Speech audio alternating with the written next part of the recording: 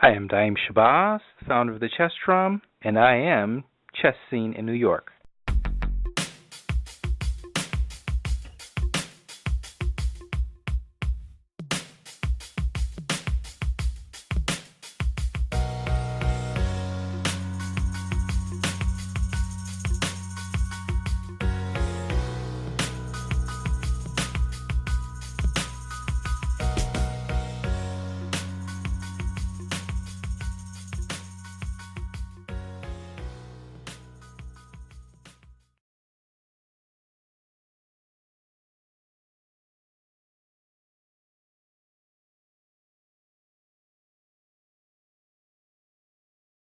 The Chess Drum is an all-purpose website. A lot of times I like to think of it as more as a website, more as of a community website than just a chess website. Because what I've tried to do over the years, and it was launched in 2001, is I've tried to create a sense of chess community amongst primarily players of African descent. That was the initial goal. Coming up in Chicago as a junior chess player, I was a pretty decent talent. I didn't have many role models. I had a couple of role models. Marvin Dandridge, national master there, Morris Giles, FIDE master. But for us in the African American community, it's quite important, to have those kinds of role models that can help you rise to the next level. And so Marvin particularly was my mentor, so to speak. However, I didn't know what was happening in the African diaspora. So this one master in Chicago asked me, he says, "Where are the black players?" And he started mentioning, he says, "Well, I know about Emory Tate, I know about Marvin Dandridge, but there's not many title players, international master, FIDE master players." And so that question stuck with me for a long time. And I was wondering, where are the black players? And so I went to seek that out. And I started talking to different individuals about possibly establishing workshops at the US Open, discussing this issue. Then when I went away to graduate school, I wrote a business plan on a black chess network. It's called Nubian Chess International. And I actually shared that plan with Maurice Ashley back in 1990 when I lived in New York for the summer. I was working at Time Warner, working for Sports Illustrated more specifically. And so I presented him with that plan, and of course he was very supportive. But it wasn't until maybe the late 1990s that I really had the energy, because I was in the midst of graduate school, to really launch this project. So in 2001, that was after Maurice Ashley became a grandmaster, and also after there was a very important article in Chess Life on black masters written by Gregory Kearse. But once I saw Maurice on the cover, I said, okay, this is the time to launch it. And so February 12, 2001, I launched the site with the primary idea is to expose the world to the accomplishments and contributions that players of African descent have made, wherever they may be, but at the same time expose players of African descent to international chess. So I do a lot of coverage of international events, world championships. I've covered 5 Olympiad tournaments, and of course you have a lot of players of African descent from the Caribbean, Africa, and around the world who are now very enthusiastic and looking to get to the upper echelons of chess. So that's what the Chess Drum is. And it's followed by people in over 200 countries. I get a lot of contributions from players who are outside of the black community, and they're very welcome. And a lot of people have shown appreciation for it. And it's a labor of love for me. I put a lot of hours in, and but it's joyful for me. It's like a 13-year-old baby that I've actually raised, so I try to take good care of it.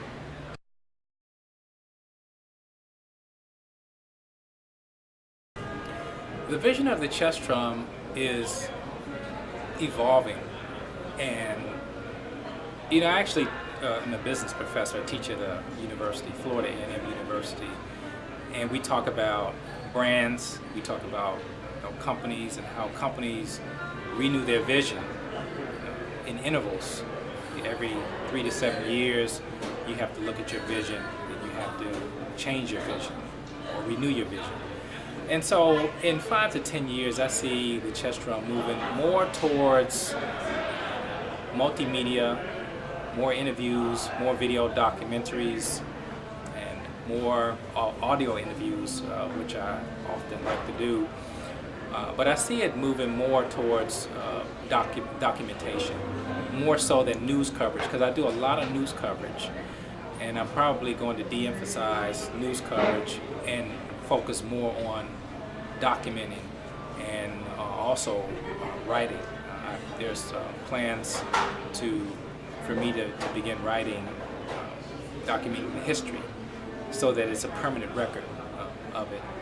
So I can see in 5-10 years it's going to be more documentation, more documentaries, more video content, more audio content as well.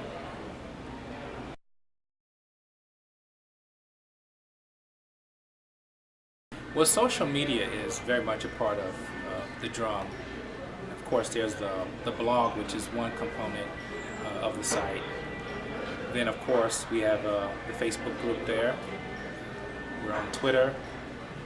We have not really done much with the YouTube, which is, I was mentioning before, this idea of creating video content, which is where YouTube will come in. But I would say that moving forward, that there will be a number of different ideas that I see that can be implemented.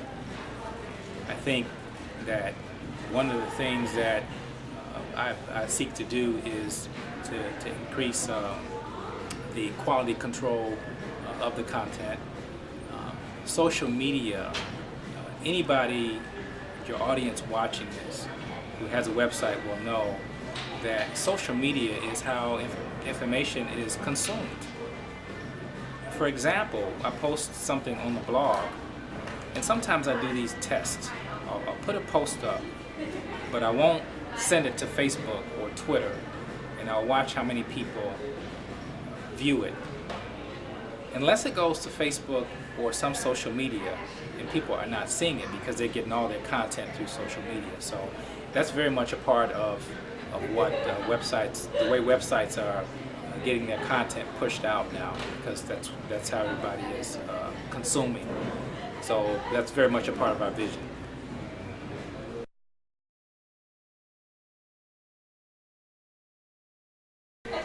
Well, it's a bit it's mixed. Every place that I've been, and typically when I travel, it's unless it's an Olympiad or I'm invited by a federation, it's usually on some business trip. But I always make an effort to go and visit the chess community. I was in Vietnam a few months ago, and I went to seek out the chess community. But the commonality you can find is the enthusiasm. People are very enthusiastic about chess. But there are some differences in terms of the way chess players approach the game. I happen to have had the opportunity to travel to Cuba, and I visited the Capablanca club there. And there was such an enthusiasm. And you realize this is why Cuba, being such a small nation of 11 million, is so strong. We're talking about a federation of 11 million in their top 20. But the enthusiasm is so infectious that in that club, and the level is good. They have players there, just random people walking in the club, and you sit down and play them, and you're thinking, this guy's really strong. And they're analyzing these games, they're playing tournaments, and obviously they have the history that backs them with Raul, Capablanca, Jose Raul Capablanca. And I've been to Qatar, I've been to Kenya. The enthusiasm is there, but obviously the venues are different. Some chess clubs are in some office space. Some, like when I went to Qatar, they have a dedicated place, dedicated floor, and where they play chess. When I went to Bahrain, they had a building. They had a building especially for chess. So there are differences, but the similarity is that there is this enthusiasm and joy for chess, and that's a universal language that we all have. Anywhere you can go in this world, you'll find somebody who can speak that universal language. And my slogan, I have this slogan I repeat it a lot about the universality of chess. And part of the reason for the chess drum is that there are segments of the chess community that have been frankly ignored or overlooked.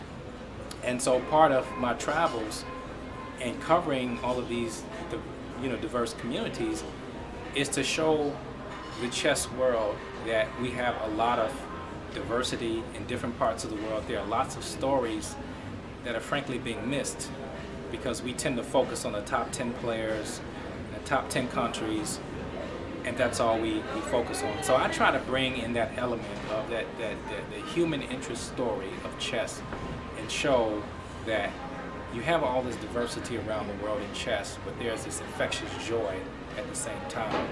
But when you go to certain places, like you go to Jamaica, you see some similarities in when you go to Brooklyn. The trash talking is there, the love for blitz. You go to Nairobi, Kenya, the trash talking is there.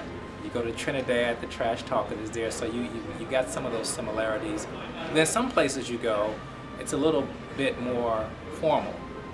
There's not the kind of raucous trash talking and name calling that we know so well here in America. So I think in America there tends to be a bit more of this banter, this back and forth banter.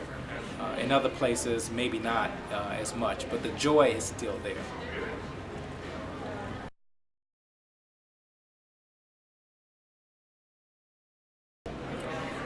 This venture that Maurice is putting forth, I think, is one he is to be commended for even the attempt. There's been a lot of discussion about this tournament, Millionaire Chess Open, and he, of course, did one back, I believe, in 2005 called the HB Global, and that was a $500,000 tournament. And he called me. This was back before he did the HB Global, and he told me about his plans, $500,000 tournament. And obviously I was very excited at the prospect. And I attended that tournament, I covered it, and it was a success from the player standpoint.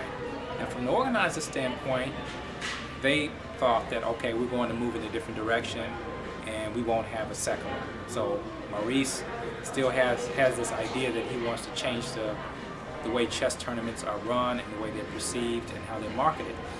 So he recently told me, this was last year in December, he told me about this $1 million tournament. And he says, well, I'm going to announce it in a few days. And again, I'm excited and I'm supporting him on this event. I think what he is trying to do and what is misunderstood is that chess is an honorable activity. It's an honorable game. We love it. It's a sport. Some of us have been playing all our lives. And I think what he's trying to do is show that chess deserves the respect that other sports have come to get from the public. And in terms of chess, we're not there yet. We just don't have the enthusiastic support from sponsors and from others who may still look at this game as not being universal, that only certain types of people play chess. Only those who have a very high IQ or who have to be geniuses. They don't see the game of chess being one that's accessible. So Maurice is trying to make it accessible, he's trying to make it marketable. And in doing this, he's putting together an effort that I think will cause people to pay attention to chess. Now, trying to get the tournament organized and trying to get enough support, that's a separate issue, because you'll have people that will look at the entry fee of $1,000 and say, okay, that's too much, or if I'm a grandmaster, I deserve conditions. So you have a lot of different views as far as the way the tournament should be run. But I have to commend Maurice for even making the attempt. I'm going to support him. I plan to be there. I plan to do some coverage. And I think if it is successful, and if it is what he plans for it to be, I think it will cause others to look at other possibilities in terms of raising the standards for chess tournaments.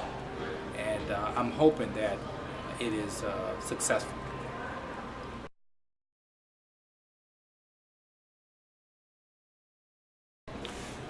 Gary Kasparov is very interesting chess personality, and what I have to credit him on is his undying enthusiasm as a promoter.